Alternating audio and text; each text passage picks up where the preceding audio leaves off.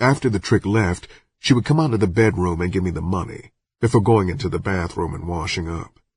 That night, after she had finished catching dates, I knew she was hooked.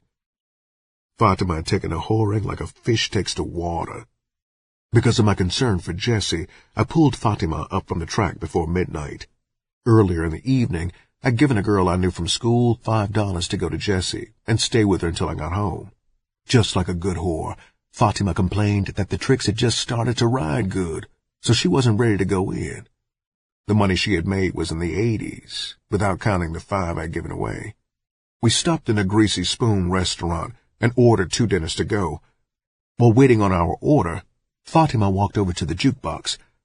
Loud laughter caused me to glance around and see a tall, brown-skinned stud with a thick mustache getting up from a booth occupied by the 2 whores who had been coming to see Jessie.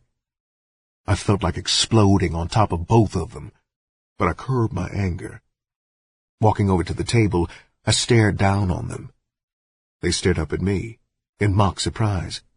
"Hi, Whoreson. I see you done got chose," one of them said, before they both broke out in laughter. It was easy to see that they were high off weed or coke. They were not aware of the deadliness welling up inside me. I had to turn away, or I would have killed one of them.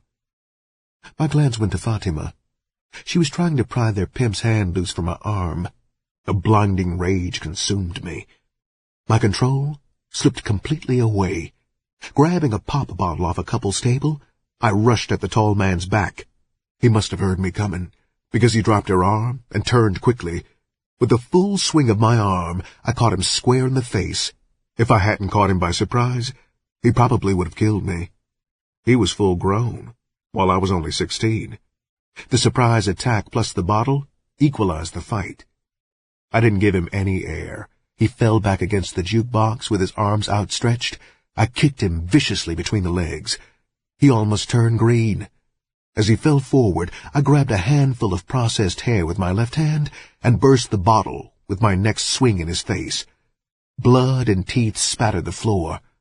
A warning scream from Fatima caused me to whirl around. Both of his whores were charging, and they meant business. The first one had a knife, while the second one had a bottle. Fatima tripped the first one when she rushed past to get to me. I stepped back as she sprawled out on the floor in front of me and kicked her in the face. The second one was on top of me with a bottle. I took the first blow on my upraised arm. Before she could hit me again, Fatima caught her behind the head with a chair. After that, I could take my time. While Fatima kept one girl busy, I stomped the other in the face till her nose broke and most of her teeth were stomped out. When I finished with her, I turned and pried the bottle loose from the one Fatima was tussling with. Breaking the bottle, I bent down and pinned the second whore to the floor with my knees.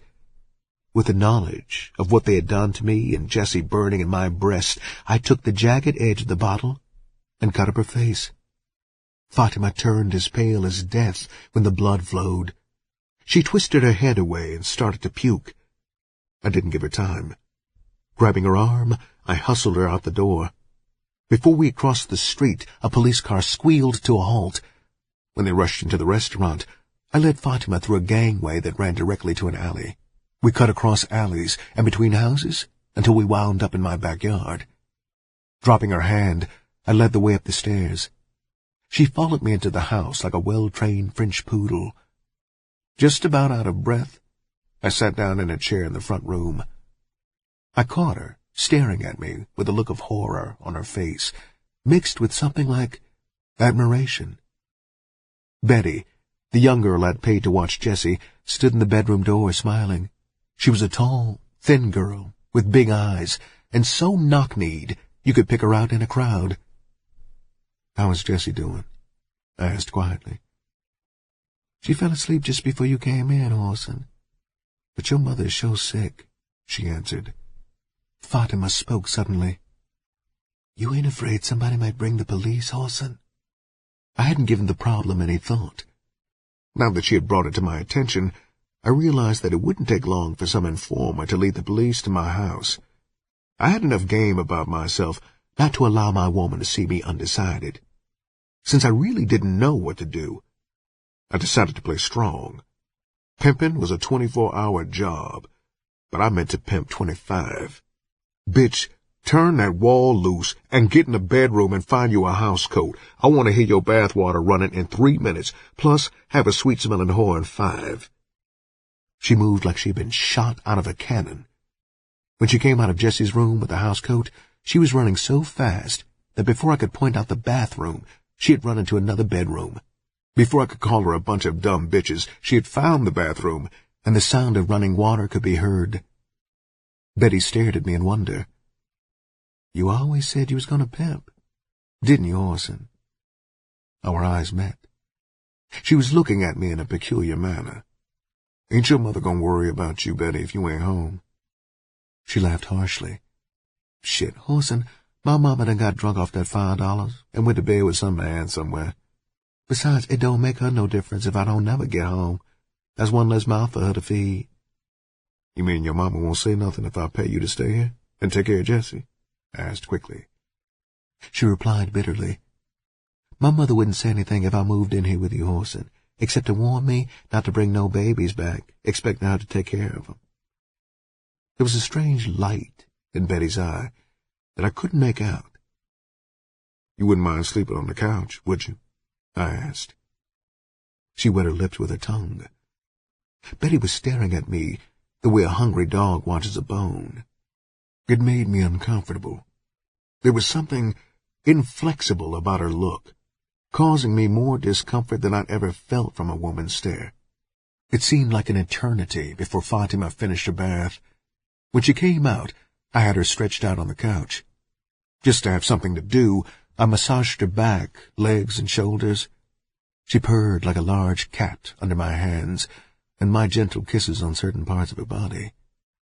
We were interrupted by heavy footsteps on the stairway. I snatched Fatima up from the couch, and we ran in the bedroom. Someone began pounding loudly on the door. With a warning to Betty that she hadn't seen us, I closed the bedroom door. Leaning against it, I took Fatima in my arms and held her close. I could feel her trembling from head to foot. Big Mama's familiar voice relieved some of the tension. "Whoreson, damn you, boy, get out here!" Opening the door slightly, I peeped out. Big Mama was standing in the middle of the floor with her hands on her mammoth hips. "Move, boy, damn it!" she roared. "You ain't got too much time." Fatima and I entered the room like two frightened chickens. Big Mama glared at me with eyes blazing. "I ain't got the time now to find out why you and that yellow whore of yours messed up them two girls, boy, but you better have a good reason when I have time for you to explain it." I started to sputter out an explanation, but she cut me short. "Boy, the police is coming. They know your name. They know you did the cutting. Now all they gotta do is to get someone to show them where you stay." My mind was racing a mile a minute. I knew I had to get away, but I didn't have the slightest idea where to go. Fatima was staring at me with complete confidence. If she'd been able to realize how completely at a loss I was, I believe she would have run off. Big Mama came to my rescue. "I left a car downstairs, Whoreson. The driver knows where to take you." Her voice was full of fury as she continued, "I want you to make damn sure you stay there, and keep that whore with you, too, until I get there." I could tell her temper was just about at the exploding point, and when that happened, Big Mama went into her violent bag, so I got out of her sight real quick. The last thing I wanted was for Fatima to see somebody whip me.